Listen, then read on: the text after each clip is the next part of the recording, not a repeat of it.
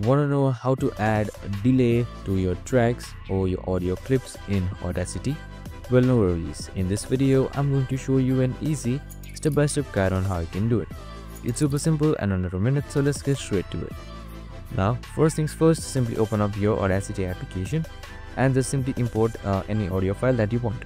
Now, just simply double click to select the entire track and just simply hold or click the certain track that you want to delay.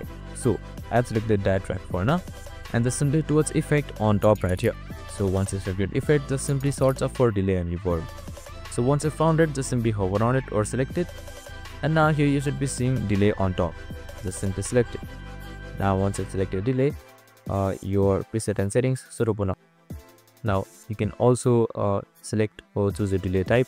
So I'll just go for bouncing ball for now. You can also select this delay decibels, delay time, and pitch change as well. Now you can also preview it by just simply selecting preview or just directly select apply right here if you're done with it. And that's it, super simple and easy.